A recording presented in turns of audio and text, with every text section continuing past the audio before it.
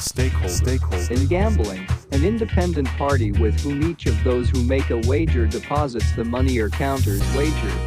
A person with an interest or concern in something, especially a business. In emergency management, any person or entity with a vested interest in the survival and recovery of a given community. You. Welcome to Stakeholder Prepping.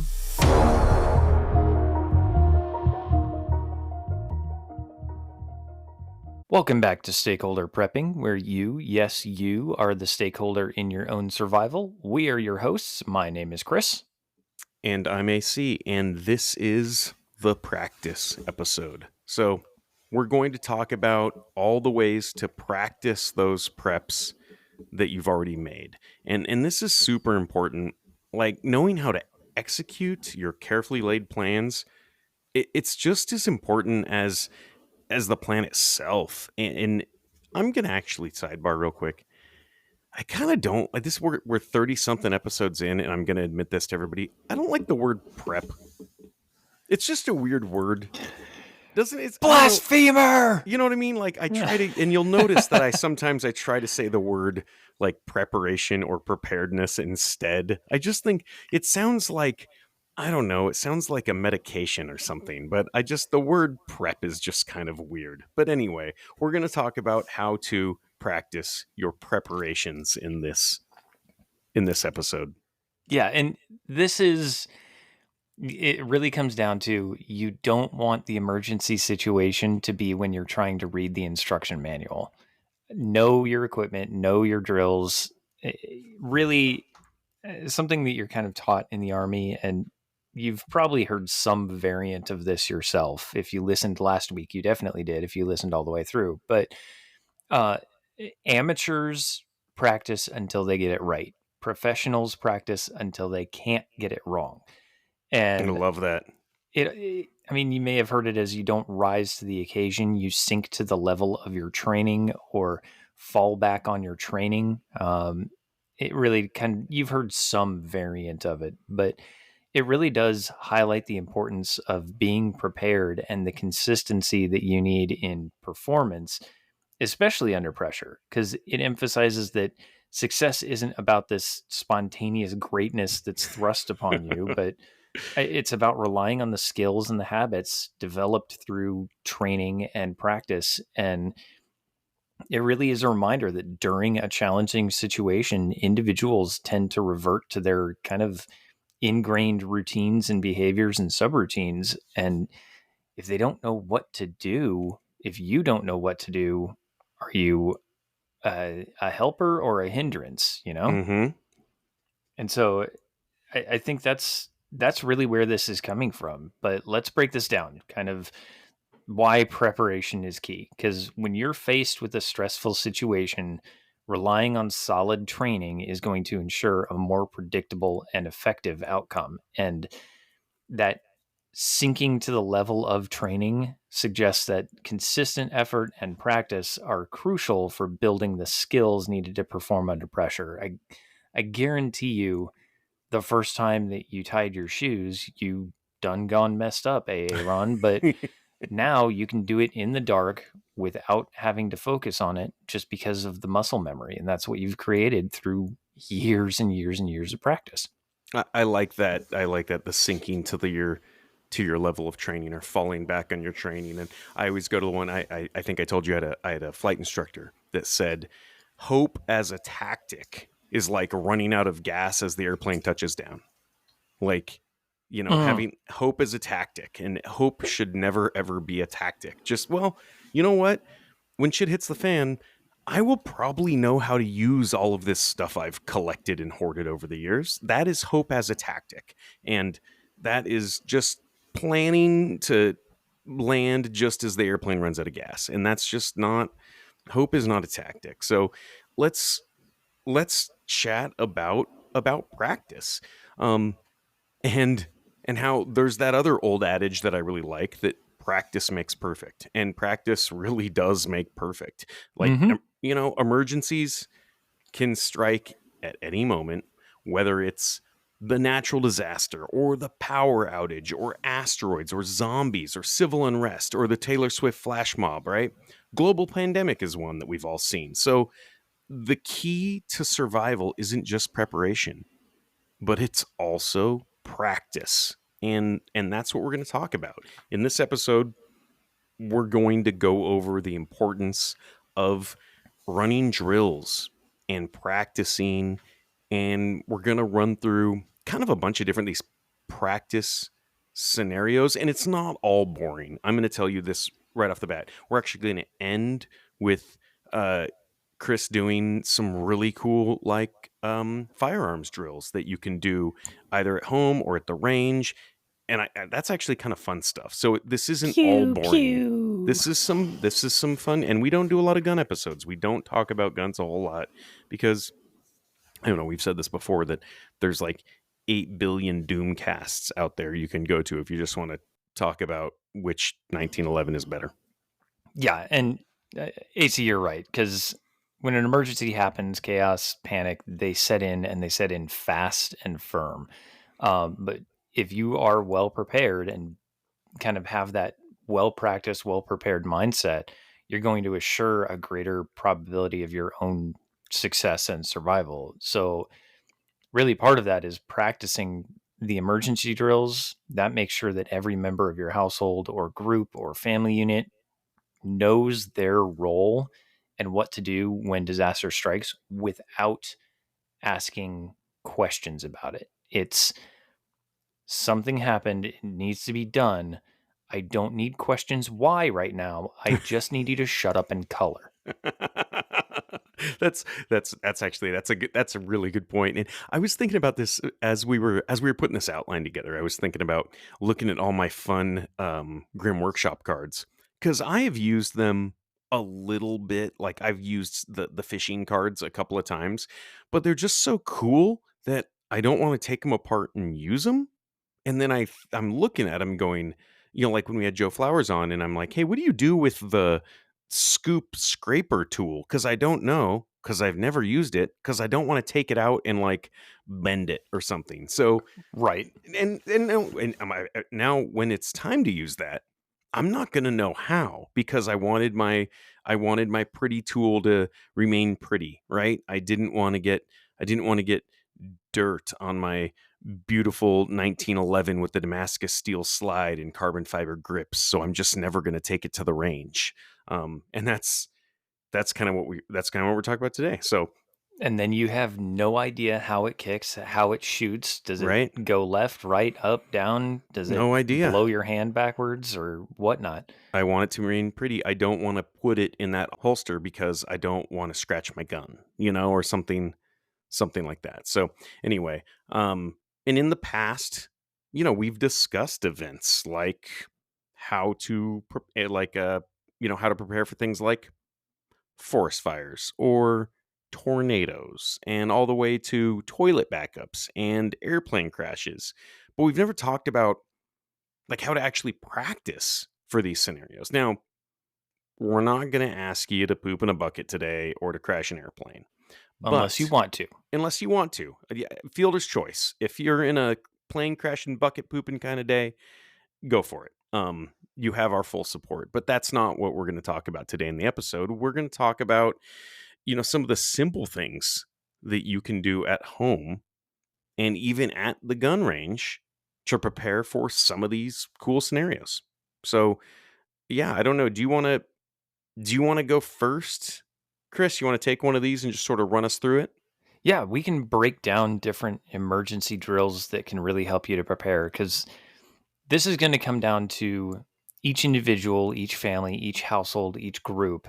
You have to develop that emergency action plan based on what we talked about last week, which was your risk matrix. And depending on how in-depth your risk matrix is, these are just a few examples of the things that you could do. There are thousands of different little exercises that you can do.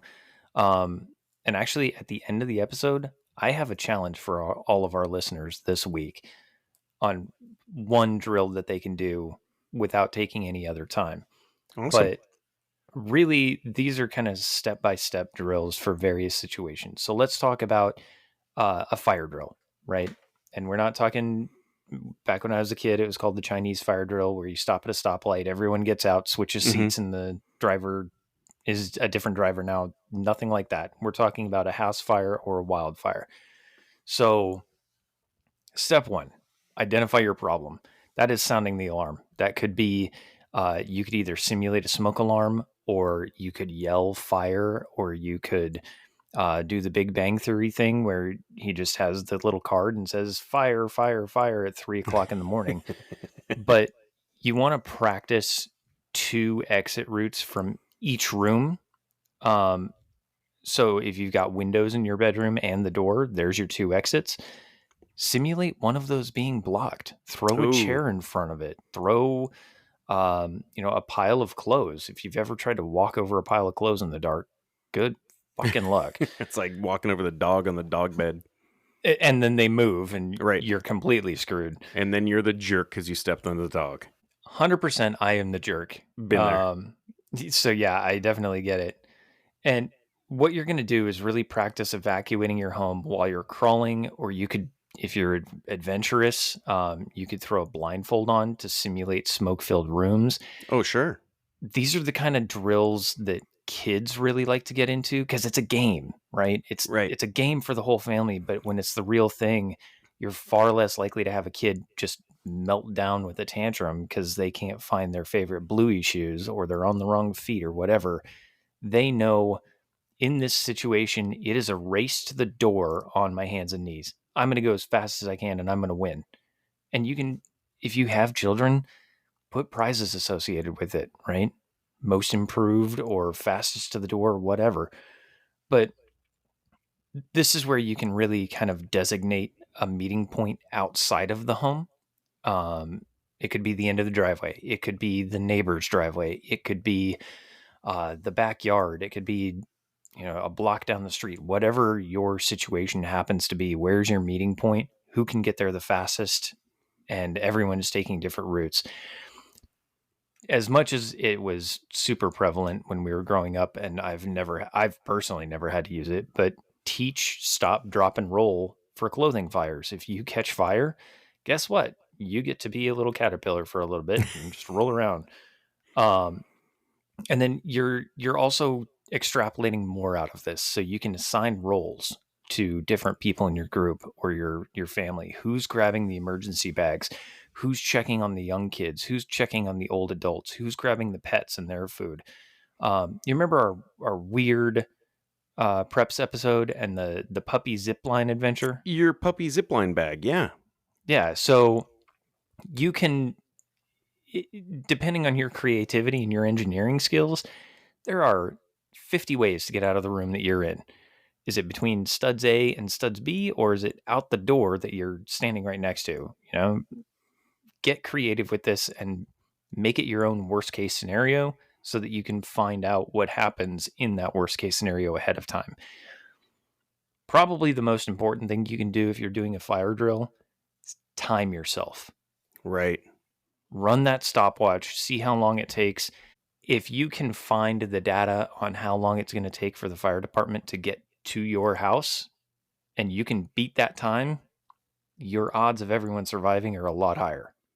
Oh, yeah, that's a good one. What did we say in a survivable plane crash? It was like 90 seconds out the door. 90 seconds, yeah. 90 seconds to get out of the airplane. So you kind of, that's how they practice. That's how the airlines practice. They're like, if everybody gets out under 90 seconds, then people live. If it takes longer than that, then people don't live. And I really like what you said about getting the kids involved in, like, maybe doing the putting the blackout shades on and crawling around on the floor, because if you've got kids in the house, they really are going to fall back on that training. And then when you really do yell fire and you've got a smoke-filled room or a smoke-filled home, then people are just going to be able to get out because you've actually practiced this.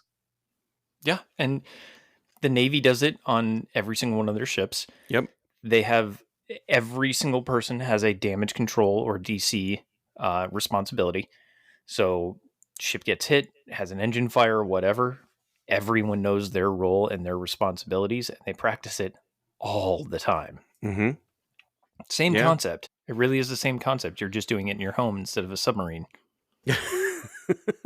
That's right. So the air probably smells better. Yeah, the stop, drop, and roll I was thinking about in Talladega Nights, where Ricky Bobby's just running around and he's not really on fire, and he's Help me, Tom Cruise. Help me, Oprah Winfrey. don't let the invisible flames burn my friend. Yep. So yeah, that's a really good one. The other one I was thinking about that's big is this is something you can pretty easily do, and this could really help in an actual SHTF situation is simulate a bug out.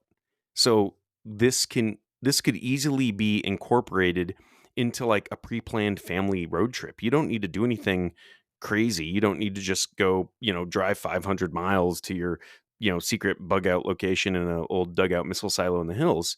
If you're already planning a family road trip, a vacation, you can simulate the bug out by simply turning off your cell phone to simulate, a grid down, network down type outage, and see if you can get to your destination via map.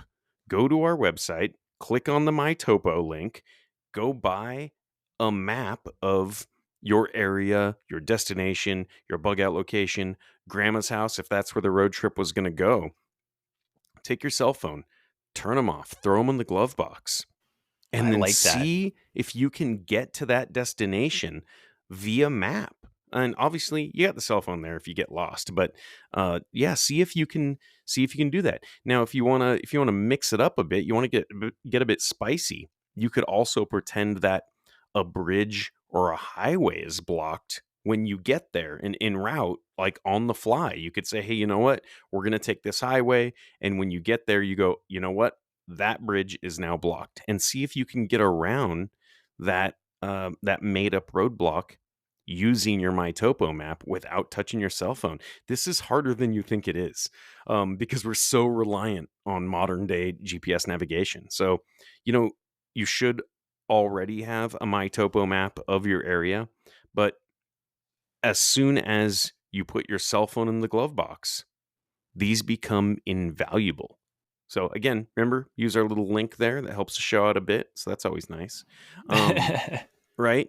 And think about, your bags. This is a big one, whether it's your get home bag or your bug out bag or your bug in bag or whatever bag it is, your A bag. When was the last time you took that bag apart? Like, do you actually know, one, where everything is inside the bag without totally just dismantling and deconstructing that bag? And then do you know how to actually use every single thing you have inside of that bag? This is a super simple one, man, but are your batteries charged? Like, charge your Ooh. batteries and then make sure that you have a schedule on when to pull that bag out every once in a while and check that. Are your MREs past the inspection date? If you have bottled water in there, does it get scummy? And charge your freaking batteries. And let me tell you, this is a personal story. I recently did this. I forget why. There was a reason why I was pulling my get home bag out of the car. I think I needed a flashlight. I think that's what it was. I was like, oh, I'll grab a flashlight because I have one in the bag. Okay. And so I pulled out the bag. I knew where the flashlight was. I mean, it's in a pocket where I can just grab it because it's one of those important things. And then I just pulled the bag out. My NOAA radio, 100% dead. My power bank was at 50%. My Baofeng ham radio that's in there, 30%. The flashlight that I needed in the first place, completely dead.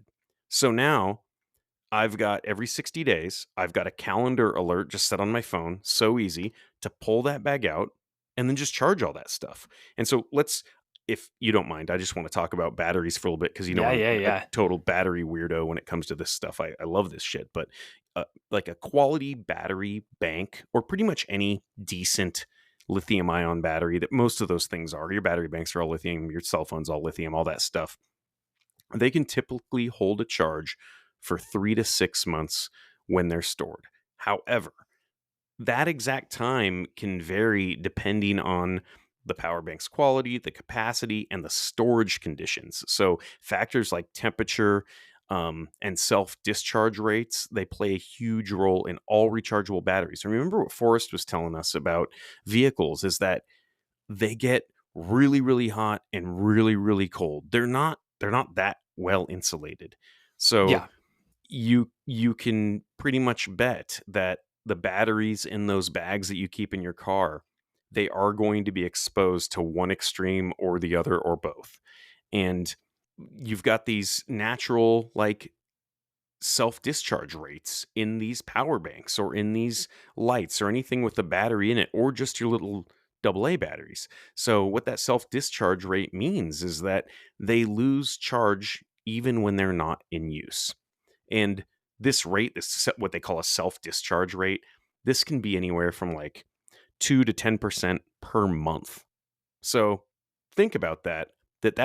That's a bunch. And remember back in the day when everybody thought they had to like totally like discharge their thing like their phone. They're like, "Oh, you got to like run your phone all the way to zero because it's got like battery memory." Do you remember that? I don't know if Yeah, I you had like a little remote control car that that was if yep. you plugged it in at half power, you were only ever getting half power That's again. right. It was called battery memory, and that was only in NiCad battery technology or nickel cadmium. That doesn't really exist. I mean, there's some NiCad stuff out there, but pretty much everything you're touching is going to be some variation of lithium, lithium ion, lithium iron phosphate, lithium polymer, something like that. It does not have battery memory anymore. So that's gone. And do you remember? I don't know if you're old enough to remember this. I remember my grandmother, she would always keep her batteries, like her AA batteries, D cell batteries in the refrigerator. Did you know anybody that did that? Yep. Yep. And that was like kind of an old wives' tale thing, but also kind of true because back in the day, battery technology, because all a discharging battery is chemistry, right? It's battery chemistry. You've got two dissimilar things that are coming in contact. They're creating heat. They're creating energy. So because a battery depletion is simply a chemical reaction, cooling them down would slow that chemical reaction. But that's not the case anymore because, again, we have this lithium ion technology that doesn't work like that. And so nowadays, lithium batteries, they like to be at 100%. That's what they like. They don't like a full depth of discharge. That is bad. Fully discharging them is bad. And if you don't fully discharge them, they can last literally years longer. And if you look at like these like life cycle tables for lithium, they can last thousands and thousands of cycles if they aren't fully discharged. So never letting a battery drop below like 80% what they call depth of discharge, or that's a 20% full battery, never letting it get down there, that extends the life of a battery like exponentially. And if never letting it get below 50% is even better because these lithium batteries, they all live on these cycles. And so a cycle is 1 to 0. How many of those does it have? And so if you only let it get down to 50%, you don't get double the cycles. You get like exponentially more cycles. So I'm guilty about that. I have let my battery on my cell phone get down to like 15, we 10, we all 5. are. We do it all the time, and every time you let it get down that low. That's really eating into the overall life expectancy of that battery. So pulling that, what I was getting at was pulling the bug out bag or the get home bag, pulling it out before things are dead. Because even at that, even let's pretend you don't care and you got all the money in the world, you don't care about running your lithium batteries down. It's, do you want to have your bag and only have 30% of the battery power in there? Yeah, You don't. that's a good point. You want as much as possible. So 60 days is like a pretty decent rule of thumb. And obviously there's so many factors that I'm not going into. I'm being like super oversimplified here. But 60 days is like, that's the good one, is set a reminder on your phone, 60 days, pull the batteries out, anything that has like lithium, and just make sure that you are charging all those things. So when you actually need them, you're not sitting there with a dead battery or a 10% full battery. And then the easiest thing with the bug out bag, again, and when we're talking about practicing, is anything that's double A's or triple A's. man, just throw a couple more double A's and triple A's in there. I really like the Energizer lithium double A's and triple A's. They're super expensive, but they've got like They do the last a lot longer. yeah, and That's for those things have sure. like a 10-year shelf life, meaning that they don't have a really bad depth of discharge because they actually aren't like a ton of lithium. They just enough lithium to call them lithium, but they're lighter. They're very lightweight batteries, so you can throw another 4-pack in your bag and you won't notice. And then if you've got something like your flashlight that isn't a rechargeable flashlight, but it's a double A flashlight, now you've got these batteries in there that just have a really, really good shelf life in them. So that's my battery rant when we're talking about practicing. I can appreciate every part of that battery rant. Okay.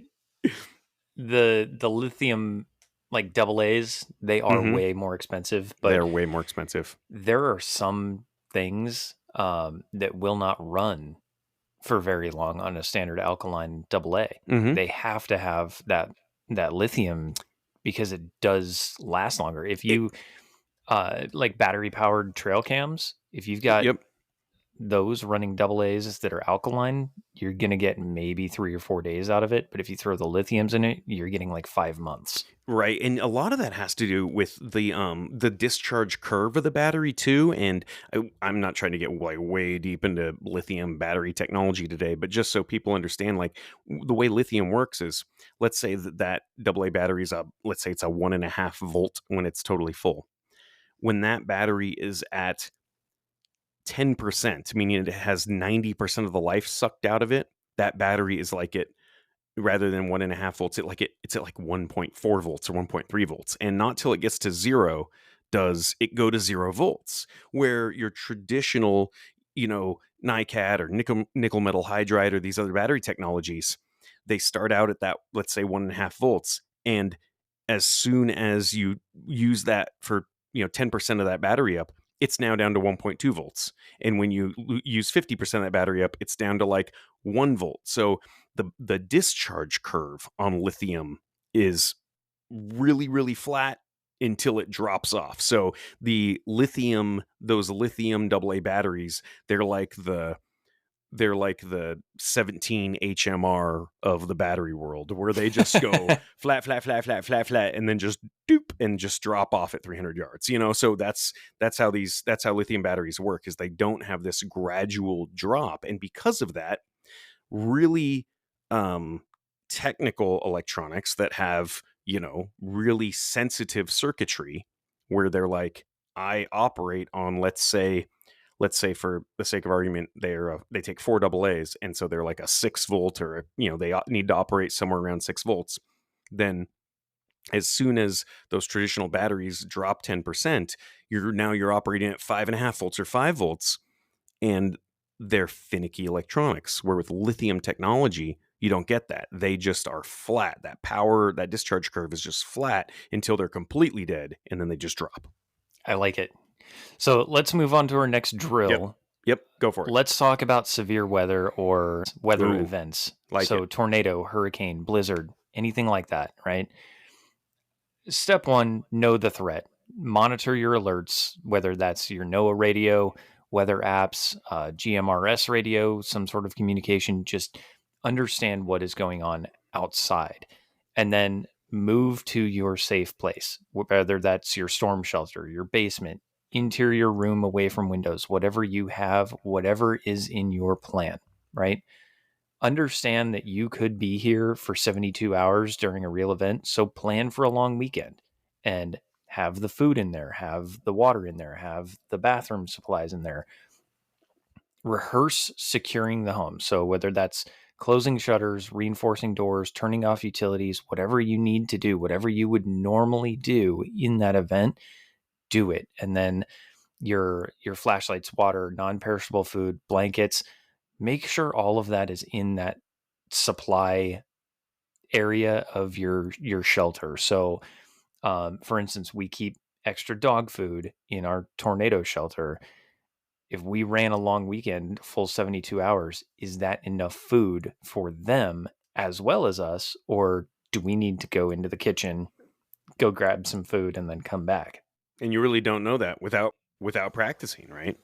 Right. So if you kind of set up your own scorecard, every time you have to leave that shelter, that's a point deducted. You know, set yourself, I don't want to leave more than 10 times over the long weekend. I don't want to leave more than 5 times over the long weekend.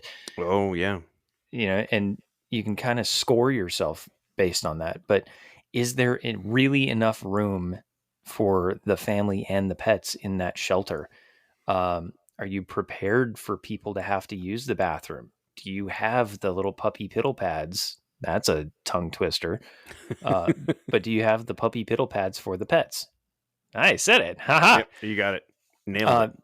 you've got your emergency food. Does it require cooking on a camp stove? Do you have the adequate ventilation? Are you going to give yourself carbon monoxide poisoning inside of your tornado shelter because you decided to light up your propane stove? Don't be an idiot.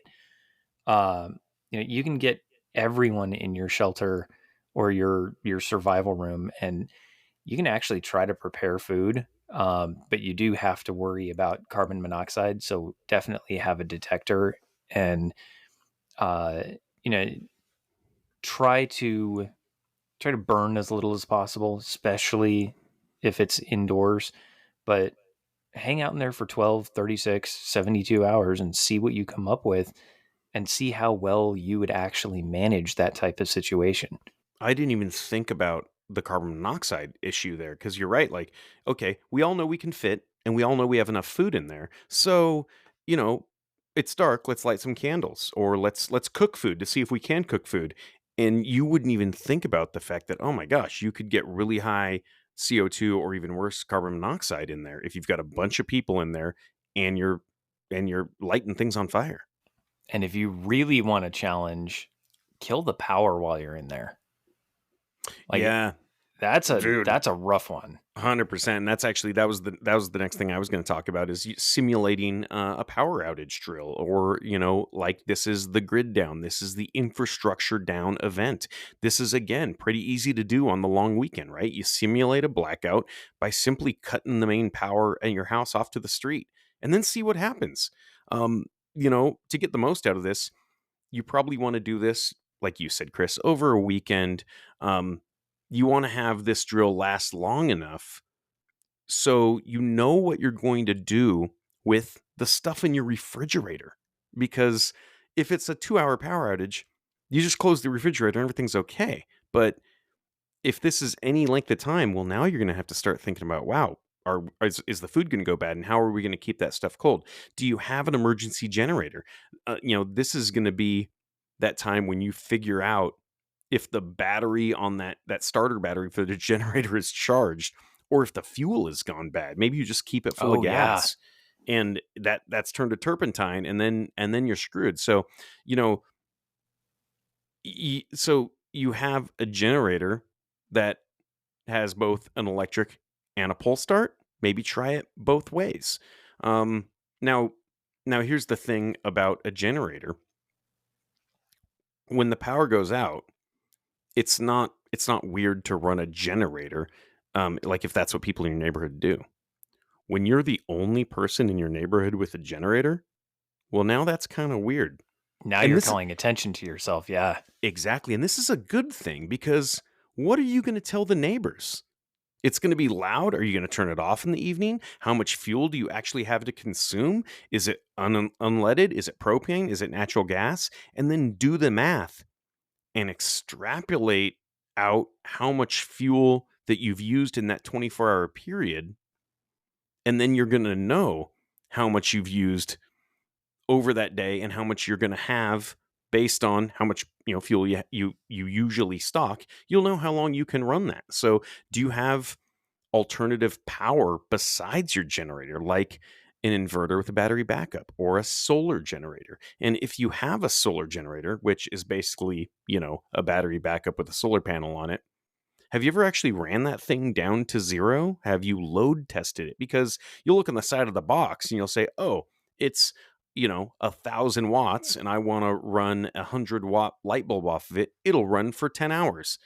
I got news for you. It's probably not going to. So, run all that stuff that you need and then, have it off overnight. And then you can see if, you get enough solar power during the day to actually recharge that thing. Like, is that solar generator and the solar panel, does the panel actually generate enough power to charge it while you're using it and then run it overnight? You don't know.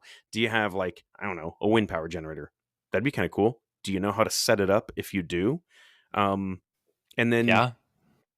testing your alternate light sources, like your solar lanterns and your headlamps, your candles. Obviously, use those safely, but do you know how to use your candles safely? Do you just have a box of candles and not really any candle holders because you never really burn candles? So this is the time to figure that out, not when, shit has hit the fan, but during this practicing period. And that's when you can kind of decide if you have the right equipment for this. So, you know, use emergency radios to stay informed, and then think about what you're going to do for entertainment. Because if the TV's off and you've decided that you don't have access to the internet for this simulation, you're just going to sit there with your family for the next 72 hours. That sounds really boring. I mean, you're talking about a forced digital detox at that point. Right, that's exactly what it is. So And that's not necessarily a bad thing. it's not a bad thing. It probably isn't. It's probably good for your it's probably good for your mental conditioning. But like Grim Workshop, they've got some awesome decks of cards that have like survival tips and tricks on them, but they're actually card decks. So that's a really cool thing because you can do all these fun card games with them. But then they also have all these really cool survival tips and tricks. So check that out. I would check out Grim. Now the practice food and water rationing, right? Like that's one that you probably don't usually do. And then how far are you going to take this? Are you going to do power only? You can simulate your water being out as well if you want to. You could even simulate, like I said, the internet and or the television being off. So that's that that infrastructure down type event. You could simulate that whole thing. How far are you going to take this? Forever. For forever. You're going to take the whole thing down forever. So, that's one that you can take that really, really far. The whole grid down. Let's see if we can, get by in our home without spoiling all our food and things like that. So this next one that I've got is, I'm going to set some people off with this one. Oh no. Let's talk about a home defense or security drill, Okay. an anti-invasion drill, Got it. the code red, whatever you want to call it. So the first thing that you want to do is talk about your situational awareness, right? Mm-hmm. How are you recognizing a potential threat? What makes it a potential threat? What are the indicators? How far away is it? Is it coming towards you? Is it moving away? Is it moving laterally? Really, you need positive threat identification, positive target identification. And you can kind of do this depending on your mode. You can set up a safe room, a plan for break-ins. If you don't have a panic room, you can set up a safe room. It can be the same as your tornado or hurricane shelter or whatever. Where you have maybe some defensive materials in there. Maybe you've got a doorstop. Maybe you've got ballistic panels. Maybe you keep a firearm in your tornado shelter. I don't know. Sure. But can you effectively get there without creating more havoc or injury? Or are you setting up fields of fire and pulling guard shifts for the next 72 hours because there's a threat down the road that you're not sure of? And if you're doing that, you're spending a lot more resources, a lot more time, and a lot more energy trying to defend against a threat that may or may not come. Both are good to approach, understanding where your fields of fire are, what you can see from every window, how far down the street can you see out of your front window versus how far down the other way. Is there a tree blocking your way? Where are your blind spots? But for instance, can you operate the code on your gun safe without lights? Right. That's a great one. Yeah. Communications protocols. Who calls 911? Using code words for emergencies. This is something that my wife and I have set up. And even though I got the phrase "shut up and color" from her, that is not our code word. So, but we do have a couple. We've actually got one that's, "Hey, I'm going to be late. Everything is okay." And then we've got one that is, "Shit's fucked. Right. You should probably get a gun and get over here like now." Yep. And then we've got another one that is, "Hey, not sure what's going on. I need to collect more information, but be prepared to move."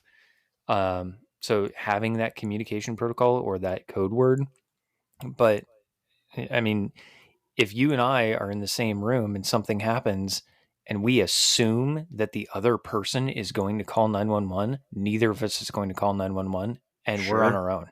Yep. Absolutely. But look at, maybe review some self-defense options within your legal rights.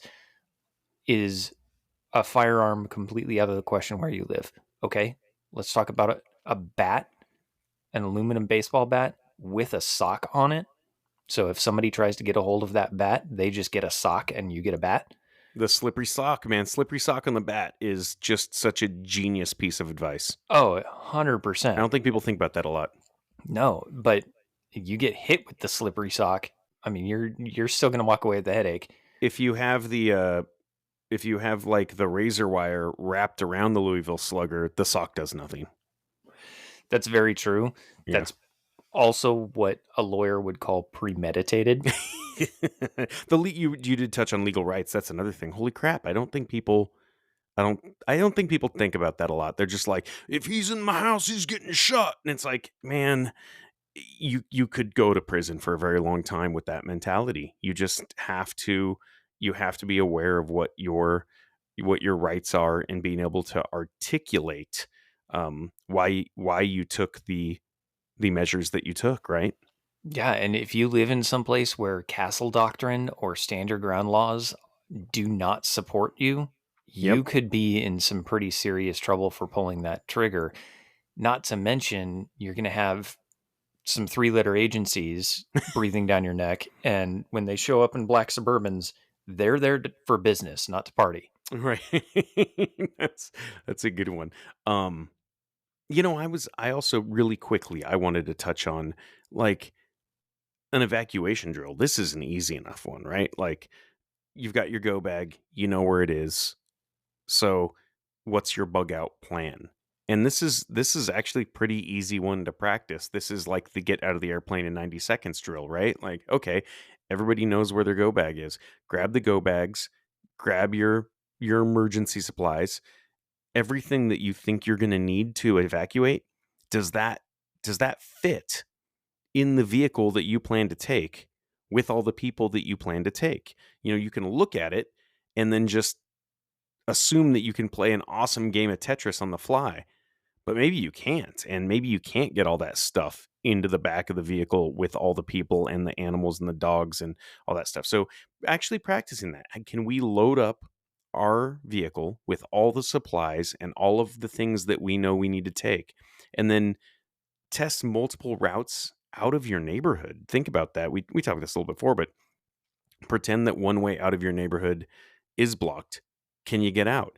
Practice your communication in your rendezvous points. Have a place where everybody's going to meet, and know that if certain exits are blocked, that you're going to have your backup rendezvous point.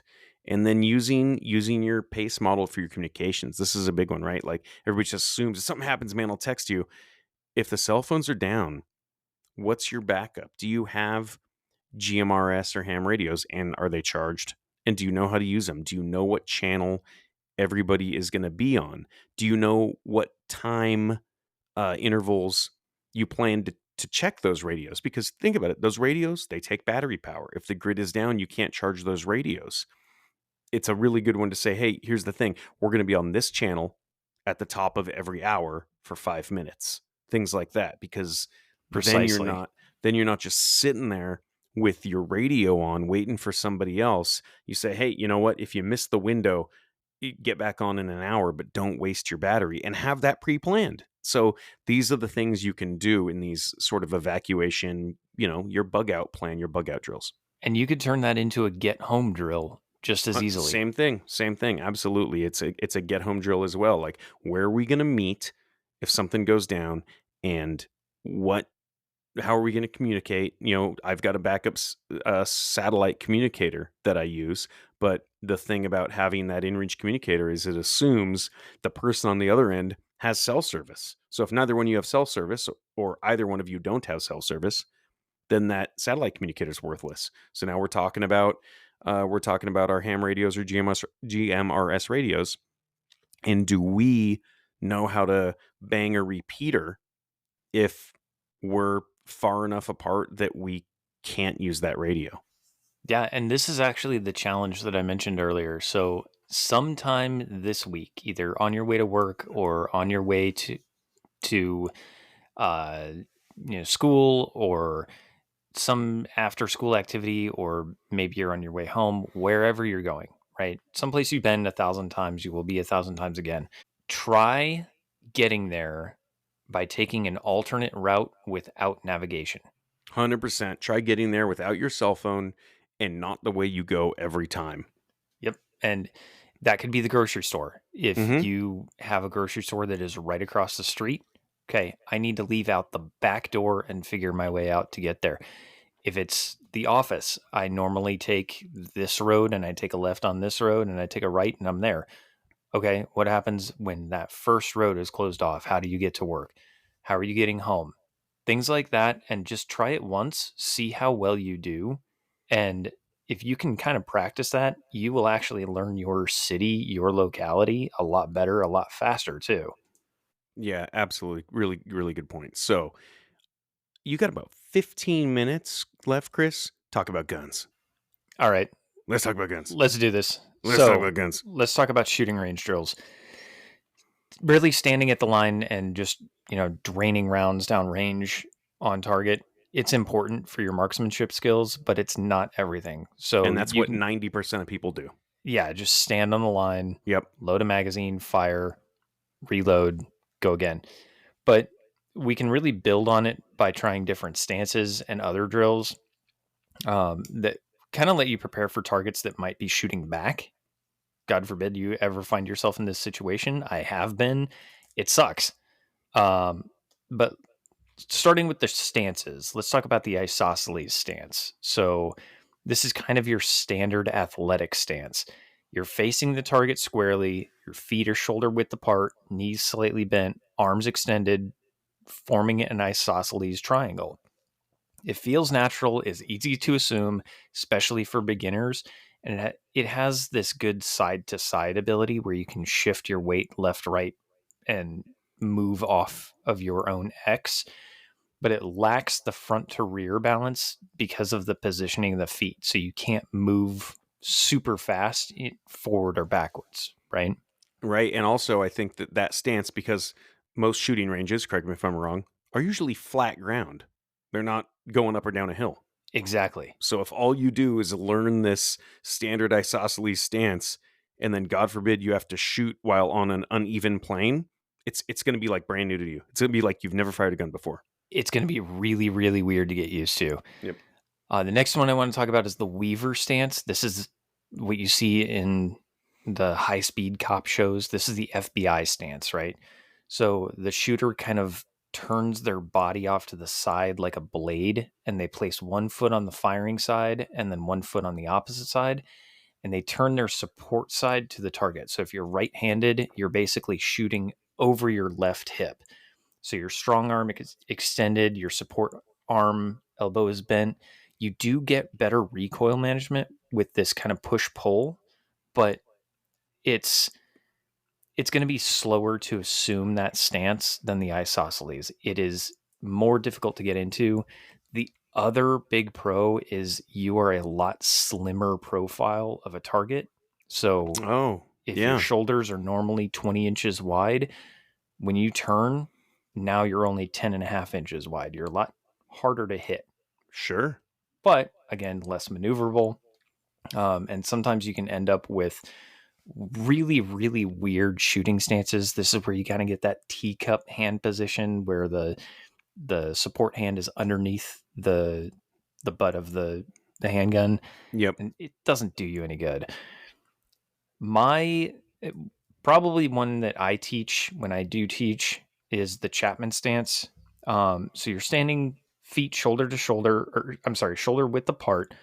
Your shoulders are forward of your hips, so you're slightly hunched over, and you've got your support side foot. So if you're a right-handed shooter, your left foot is slightly forward, and then your knees bent. Your right foot would be slightly back. This is kind of your most adaptive stance, and it's ideal for shooters who are going to look for precision and control in scenarios where accuracy is more important than speed. And that's a big thing. It is a lot slower to assume than the Weaver stance, but you do get more control and precision over rocky terrain, right? Uh, Yeah. So this could be like a, every time you go to the gun range, maybe switch it up. Do a different one of these every time and get used to every one, and then know in the real world when you would actually need one stance over the other. and the stance that I use personally is a modified Chapman because when I shoot, I'm right-handed. My support arm, so my left arm, I lock my left elbow out and completely relax my right hand. All of my gross aiming movement control is done with my left side, and then the fine tuning is done with the right. And I get a very relaxed, reliable, consistent shot every time without the recoil.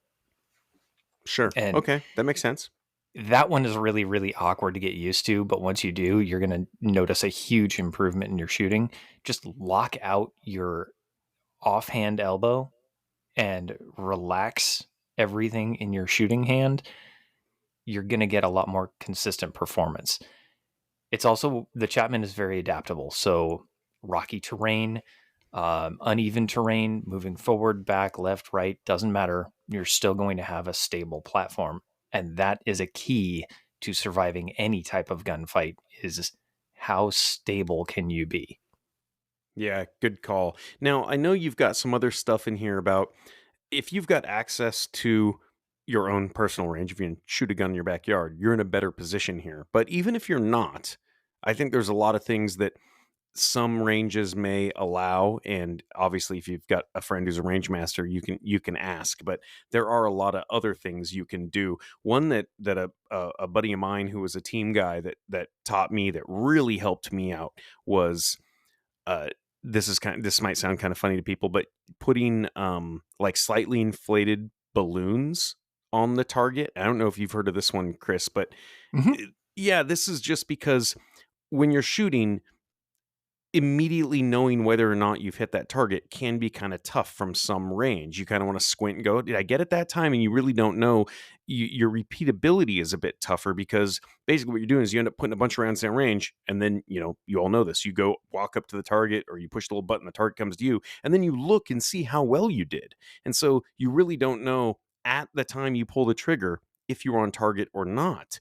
And with the slightly inflated balloons, this allows you to, as soon as one of those goes down, you go, cool, boom, next to the target, next target, next target. And it really allows you to engage multiple targets without thinking about it so much, without squinting and go, did I hit it that time? Using steel is another way to do this, because then you hear the ding every time you hit it. But if you're not in a position where you can use steel, the balloons are a close second.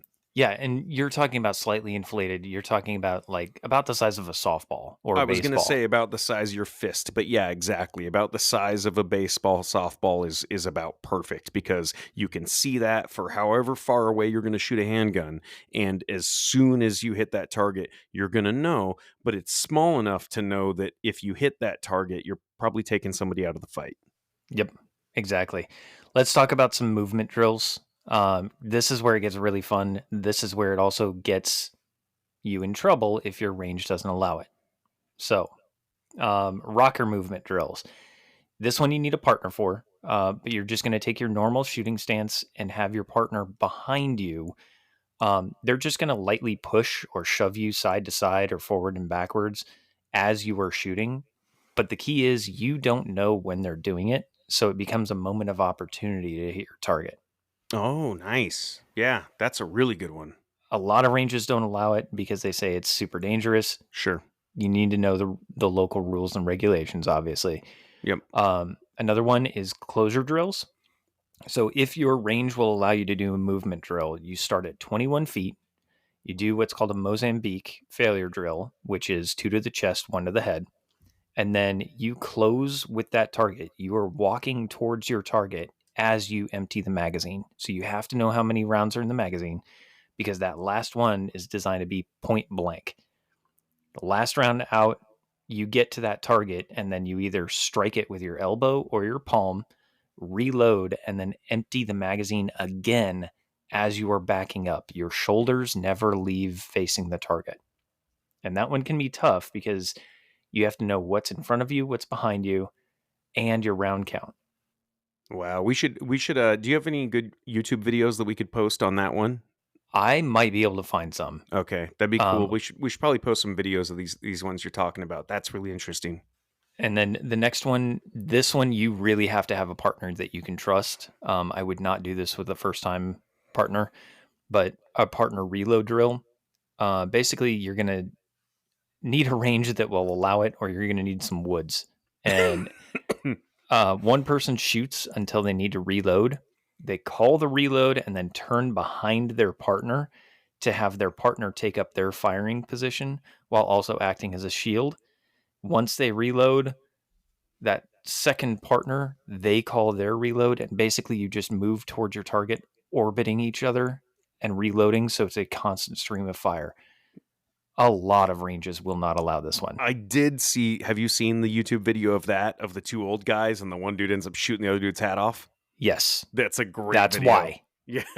If you want to see a good example of this, The Last Ship, there's a character called Wolf, Mhm. and they do in close quarters in a hospital ship. They do this partner reload drill Oh, cool. to a T, and Okay. it's beautiful. You can also practice with color drills or sensory deprivation reaction drills. So again, you do need a partner for this one, but this one almost every range will allow. You set up different color balloons or different color targets, maybe different shapes. Have your partner call out which target you're aiming for, and you want to engage it as quickly as possible. For an added challenge, have your partner set up the targets while you are blindfolded, so you have no preconception of where each target is. And then as soon as the range goes hot, pull off that blindfold and they say red triangle, blue square, Oh. red circle. And now you don't know where everything is, so you have to find it and engage it. Oh, wow. Yeah, that does sound actually really. That sounds super hectic. That one's a fun one, and we did that one in sniper school. It gets super challenging at extreme range, though, so you're probably looking at 50 to 100 yards with a decent partner to call it. Sure. One that you can do in your home, and I've actually done this quite a bit, is dry fire TV drills. You can do this from your couch without ever getting off your couch. But you do need to make sure that your firearm is entirely unloaded and clear. Don't have ammo anywhere near it. What you can do is pick a character on whatever show or movie or whatever you're watching. Pick one specific character. Every time that character is on screen, you draw from the seated position and then shoot. And then you re-rack, reholster, whatever firearm you're doing, you need to get it reset. And then depending on the show, you may find some challenges with this one because they're not on screen for more than a couple of seconds and you have to draw and engage before they leave the screen. Some shows it's a lot easier. You can also play music or noises to mess with your concentration. Listening to a podcast like ours and then trying to take mental notes while you are shooting. At the end of your shooting drill, write down everything you remember verbatim. Ooh. And then listen again when you're not shooting to see how accurate you are. This is going to build and maintain critical memory skills under stress. We did drills like this on 5-mile runs where we would finish a 5-mile run and the instructor would say, in the third parking lot you passed on the right, what was the license plate of the blue sedan? Oh, jeez. Most of the time we got it, believe it or not. That's crazy. Once we got used to what we were looking for, yeah, you can pick out license plate numbers like nothing else. I couldn't tell you what Wow. color the driver was wearing, but I know their license plate number. It's really weird what you can focus on and what you kind of tune out. Lower light shooting scenarios, if you can shoot at dusk, I would recommend it at least once just to understand what it's like. Yep. And this one, AC, I know you put this one in here. I really don't like it, but I'm going to say it anyways. Or do you want to? No, and this wasn't actually like a go out and do it. This was more of a have you ever. Have I ever? Okay. The reason I hate this one is because I do have so much hearing loss. Sure. So there is a huge safety disclaimer on this one. Yep. Firing rounds without hearing protection, or inside of a building with walls, because that concussion that you're not prepared for will send you into spins. That's nuts. Now I actually, more often than I care to admit, I've fired without hearing protection, mostly at predators in the chicken coop, believe it or not. This has happened so many times to me because in the middle of the night, I'm like, I don't know what that noise is. I'm going outside. I grab my gun. I go out. It's never the right tool for the job. So it's always like a 9mm and I'm, in a gunfight with a raccoon or something. But yeah, I've fired that plenty of times without hearing protection. It's different. It's not what you're expecting. But to do that indoors, the concussion, people don't get that. And I've done hothouse drills where you're running through firing next to walls. I've never done that without hearing protection. So I've done both, but not at the same time. But just the concussion of a firearm. And it's funny. I remember talking to, gosh, he may listen to the podcast, so I don't want to call him out. But let's say I was talking to someone who told me that they keep an AR-15 next to their bed as their home defense weapon. Mm-hmm. And I was just like, dude, can you imagine shooting that with your standard little birdcage muzzle brake in your home? You have no idea what that is going to do to your hearing and just the concussion. Oh, I couldn't imagine firing a 223 indoors without hearing protection. You're going to get one shot off. You are going to shake every bit of dust away from that drywall that you didn't even know was there. That's promise. exactly right. And people just don't think about that. Because you shoot a lot, you shoot outside, you shoot at the range, you shoot with hearing protection, and you start taking those things away. It's a completely different ball game. And that's the reason I don't like it. If you are going to try it, definitely only try it once or twice, because you don't want to permanently damage your hearing, and you probably will if you try this. So just understand that this one is a very risky one, and no shooting range is going to let you do this on their range. But if you are looking to practice any of these drills, or if you're looking to upgrade your own holster or your own draw or your stance or anything like that, check out OTG Hex, because they've got some seriously awesome holsters that, whether you are drawing from the appendix carry position or even a cross draw, which personally I hate, if you are looking for concealed carry, open carry, whatever it happens to be, otghex.com can meet your needs. And believe it or not, you can actually save money because you are a Stakeholder Prepping listener. Yeah, what prepping I think is our code. Is that right? Is it prepping? Yeah, and that's 15% off on anything, and that's even custom stuff. Like you can go on there, build your custom holster. You're like, I want this color Kydex, I want a felt lined, I want the no light, low light, with light options, so I can run the same holster with and without a light. You can say I've got this kind of firearm with this kind of light, and he has all those molds, and they will make you your own holster custom to you 100%, whichever size belt you want to wear, whether it's inside the waistband, outside the waistband. And then you're still getting 15% off that. So to get 15% off of completely custom stuff in general is pretty amazing. That's almost unheard of. That's like Fudoforge. It's like Fudoforge, yeah, exactly. So except I will say that probably everybody absolutely needs a holster, and not everybody absolutely needs the most amazing Damascus kitchen knife you've ever seen. But, I personally will cut myself when I get it. yeah, I know. But yeah, you do need a quality holster. It's off the grid concept. So it's otghex.com. Obviously that's on our website. If you go to stakeholderprepping.com, scroll down to the stakeholder discounts section, you'll see all the discounts that we have secured just for you. And yeah, off the grid is one that I can't say enough good things about them. I own a bunch of their holsters. I've had custom knife sheaths made from them, and it's just quality gear. And again, 15% off of custom stuff like that is pretty crazy. And then let's not forget, in the beginning of this episode, we were talking about My Topo, and we don't have a code for My Topo, right?